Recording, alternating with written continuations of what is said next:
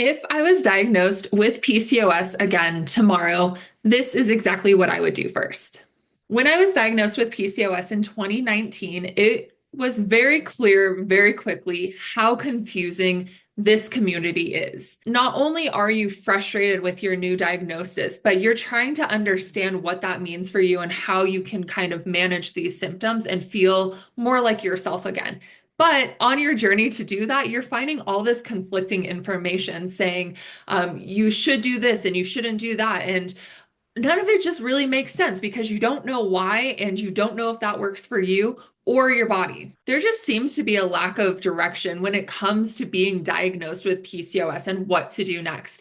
And like you, when I was diagnosed, I fell for everything. How I should work out, how I should eat, what foods are good foods versus bad foods, what supplements I should be taking. And I wasted so much time, so much money on all of that before I really realized that it is easier than we are making it to deal with, to handle our PCOS, to manage our symptoms, to feel good in our skin, and not have the PCOS diagnosis be our entire identity. The first step I would take is identifying the biggest symptoms that you have hormonally from PCOS and working on those first. So this could be anything from your bloating to missing periods to the fatigue. Really identify that and work on that symptom first. I hate to break it to you, but that symptom has nothing to do with your weight. Typically, these symptoms are causing the weight gain or causing us not to be able to lose weight or gain muscle. So really focus on that symptom first.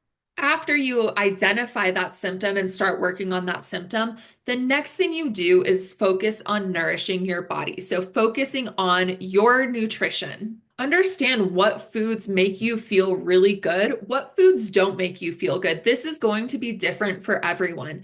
It is commonly recommended in the PCOS community to cut out gluten and dairy. I personally can have gluten and dairy most of the month, except if I am in my late luteal phase, and then I try to avoid it just because it does flare up my acne. So really focus on what makes you feel good, what your body's craving, what your body's also rejecting, what it does not love. I would also focus on meal timing. This drives me absolutely insane. The recommendation to fast when you have PCOS is not it. This is actually making your symptoms worse. Focusing on meal timing, so how frequently you're eating. Typically, with myself, I'm trying to eat every 3 to 4 hours to keep my blood sugar stable. This blood sugar stability is going to help with the fatigue. It's going to help with the weight loss. It really just makes a huge difference. And it also helps you get more of the nutrients, the vitamins, and the minerals that you need throughout the day to support your body. And then focusing on balanced meals. So for every single big meal, are you having a protein? Are you having some type of starchy carbs? Carbs are not bad for PCOS. Yes, certain carbs are not recommended for PCOS. However, having complex carbs are still good for you for your PCOS. So are you having a protein, a complex carb, and a fiber, and a healthy fat? Knowing how to have that balanced meal will also support your blood sugar, support you getting enough nutrients throughout the day to support your body and your PCOS symptoms. After focusing on the nutrition and getting started there, that's when I would focus on the movement and what you do for your movement. How are you moving your body? What feels the best for you? I personally recommend for my clients with PCOS, and I know for myself that movement in the form of weightlifting, strength training, and mobility is how my body responds the best. When I do feel like my symptoms are coming back on, or maybe they are flaring up for whatever reason, I adjust those a little bit. So I will bring the cardio back down, my heart rate back down, maybe not lift as heavy, but I really focus on moving my body because I know that movement can support my PCOS symptoms. It is also important to have kind of a plan customized to you so you know what you are doing every single day. I mention this frequently, but I do believe that I gave myself PCOS with a lot of stress in my life. But one of those stresses was that I was working out 6 to 7 days a week, not taking breaks. I would feel guilty if I took a day off from working out. And that really caused a lot of imbalances in my body, which led to PCOS.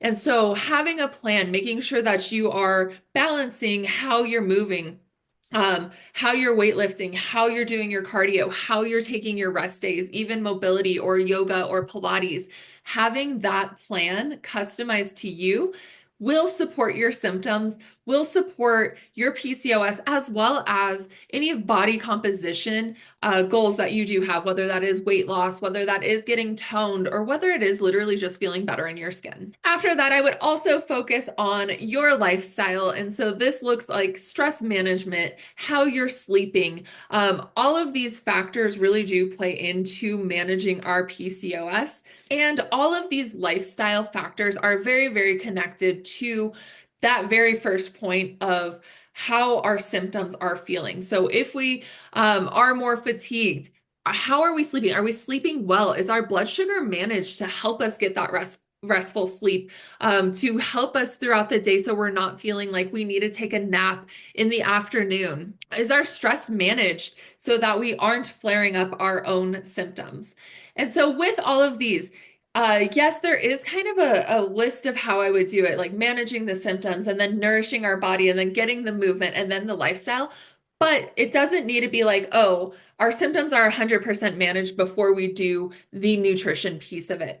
All of these do have a gray area, but that is kind of how I would start overlapping them to make sure that you are incorporating all of these to managing your PCOS.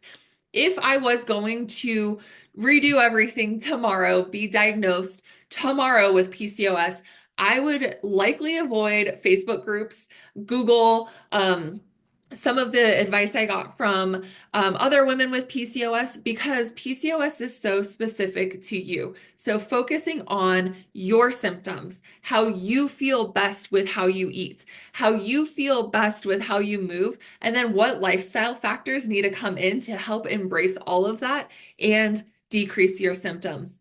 That is where I would start with my PCOS journey if I was diagnosed today. So I want to hear in the comments, are you newly diagnosed with PCOS?